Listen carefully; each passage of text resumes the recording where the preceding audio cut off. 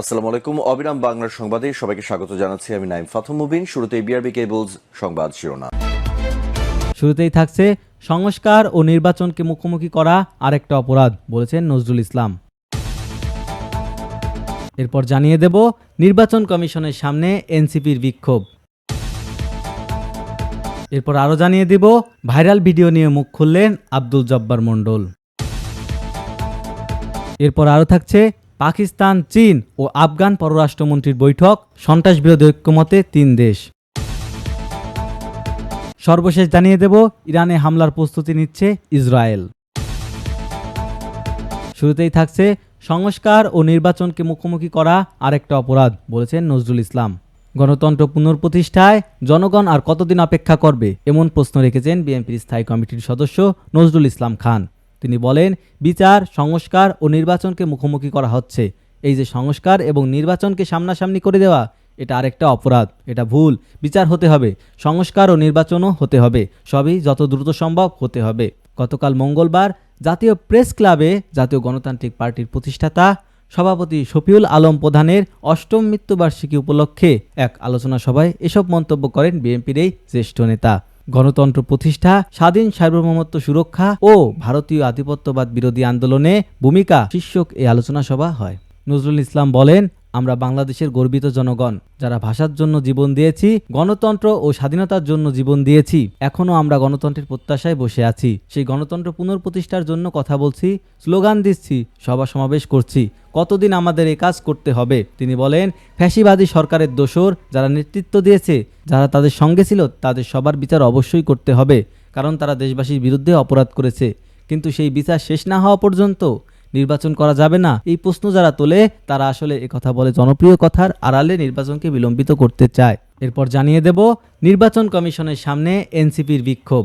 নির্বাচন কমিশন পুনর্গঠন ও স্থানীয় সরকার নির্বাচনের দাবিতে রাজধানীর আগারগাঁওয়ের সামনে জড়ো হয়েছেন প্রায় 3 শতাধিক ন্যাশনাল সিটিজেন পার্টির নেতাকর্মীরা। পূর্ব ঘোষিত কর্মসূচি অনুযায়ী আজ বুধবার বেলা 12টা থেকে ইসির সামনে জড়ো হন এনসিপির ঢাকা মহানগর কমিটির উদ্যোগে এ কর্মসূচি শুরু হয়।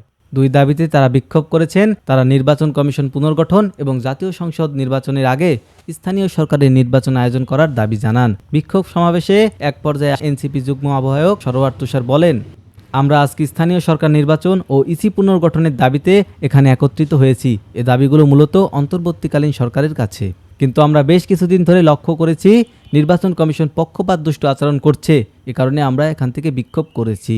এরপর আরও জানিয়ে দিব ভাইরাল ভিডিও নিয়ে মুখ খুললেন আব্দুল জব্বার মণ্ডল। জাতীয় ভোক্তা অধিকার সংরক্ষণ অধিদপ্তরের ঢাকা জেলা কার্যালয়ের জনপ্রিয় সহকারী পরিচালক মোহাম্মদ আব্দুল জব্বার মণ্ডলের উপর হামলা দাবি করে একটি ভিডিও সামাজিক যোগাযোগ মাধ্যমে ভাইরাল হয়। বিষয়টি নিয়ে সামাজিক যোগাযোগ মাধ্যম ফেসবুকে প্রতিবাদ জানিয়েছেন অনেকে। তবে মারধরের ভাইরাল ভিডিওটি আব্দুল জব্বার মণ্ডলের নয়। আজ বুধবার ফেসবুকে এক পোস্টে বিষয়টি নিজেই নিশ্চিত করেছেন তিনি। ফেসবুকে তিনি লিখেছেন, সম্প্রতি সামাজিক যোগাযোগ মাধ্যমে আমার নাম ব্যবহার করে একটি ভিডিও ছড়িয়ে পড়েছে যা অনাকাঙ্ক্ষিত। এটি একটি ফেক নিউজ। এই ভিডিওর সাথে আমার কোনো ধরনের সংশ্লিষ্টতা নেই।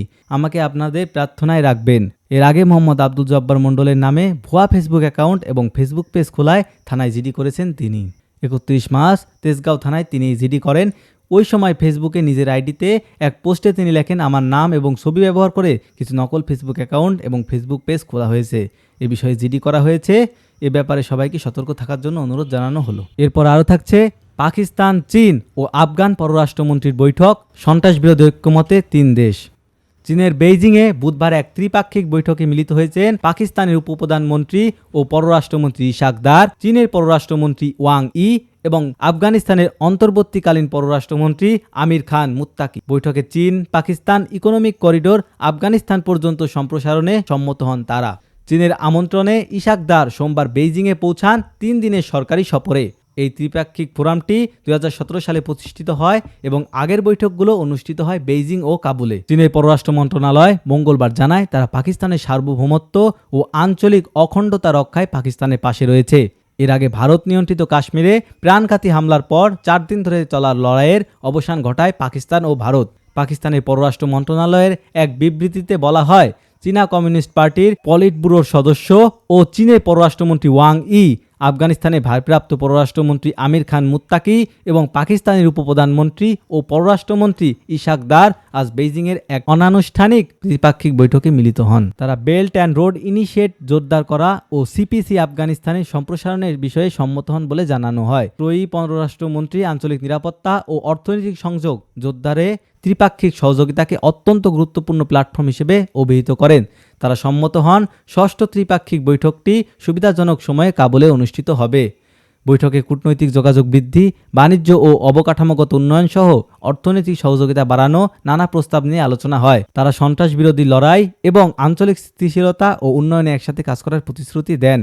এর আগে মে মাসে আফগান তালেবান সরকার পাকিস্তান ও চীনের সঙ্গে পারস্পরিক শ্রদ্ধা ও গঠনমূলক সম্পর্ক বজায় রাখার আহ্বান জানায়। এই বক্তব্যটি আসে পাকিস্তান ও চীনের বিশেষ দূতদের সঙ্গে আফগান স্বরাষ্ট্রমন্ত্রী সিরাজউদ্দিন হাক্কানির সাক্ষাতের পর। এদিকে 15 মে ভারতের পররাষ্ট্রমন্ত্রী এস জয়শঙ্কর আফগান পররাষ্ট্রমন্ত্রী মুত্তাকির সঙ্গে ফোনালাপ করেন, যা তালেবান সরকারের সঙ্গে ভারতের প্রথম মন্ত্রী পর্যায়ের সংযোগ। এদিকে পাকিস্তান বিমান বাহিনীর প্রধান এয়ার চিফ মার্শাল জাহির আহমেদ বাবর সিদ্ধু চীনের প্রতিরক্ষা সহযোগিতা ও প্রযুক্তিগত উন্নয়নে ভূমিকার জন্য চীনের প্রশংসা করেছেন। ইসলামাবাদে চীনা রাষ্ট্রদূত জিয়াং জাইডং এর সঙ্গে বৈঠকে তিনি চীনের অবিচল সমর্থনের জন্য কৃতজ্ঞতা প্রকাশ করেন। তিনি বলেন, দুই দেশের মধ্যে বন্ধুত্বপূর্ণ সম্পর্কেও সময়ের সঙ্গে আরও দৃঢ় ও বৃদ্ধি পাবে। বৈঠকে কর্পোরেট স্তরের সংযোগ, প্রতিরক্ষা সহযোগিতা ও আঞ্চলিক ভূরাজনৈতিক পরিস্থিতি নিয়ে বিস্তৃত আলোচনা হয়। উভয় পক্ষ আঞ্চলিক নিরাপত্তা চ্যালেঞ্জ মোকাবেলায় সমন্বিত ও একযোগে কাজের উপর গুরুত্বারোপ করেন এবং সর্বোচ্চ প্রস্তুতি ও দ্রুত প্রতিক্রিয়া নিশ্চিত করার প্রয়োজনীয়তা তুলে ধরেন।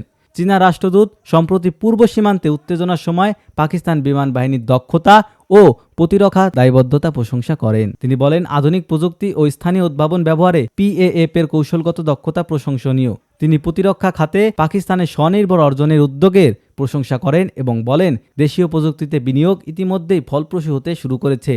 চীন ভবিষ্যতেও পাকিস্তানের বিমান প্রতিরক্ষা উন্নয়নে পূর্ণ প্রযুক্তিগত সহায়তা প্রদান করবে বলে আশ্বাস দেয়। সর্বশেষ জানিয়ে দেব, ইরানে হামলার প্রস্তুতি নিচ্ছে ইসরায়েল। যুক্তরাষ্ট্রের গোয়েন্দা সংস্থাগুলো ইসরায়েলের গোপন প্রস্তুতি সম্পর্কে নতুন তথ্য পেয়েছে, যা ইরানের পরমাণু স্থাপনাগুলোর উপর সম্ভাব্য হামলার ইঙ্গিত দিচ্ছে।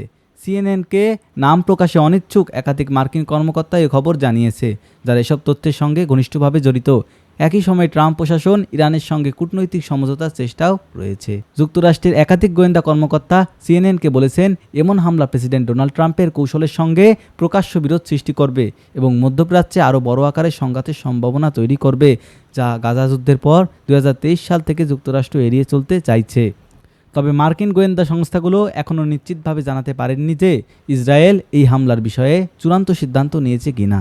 মার্কিন প্রশাসনের ভেতরও এই নিয়ে মতবিরোধ রয়েছে। তবে যুক্তরাষ্ট্রের গোয়েন্দা তথ্য অনুসারে গত কয়েক মাসে ইরানে হামলার সম্ভাবনা গুরুতরভাবে বেড়েছে বলে জানানো হয়েছে।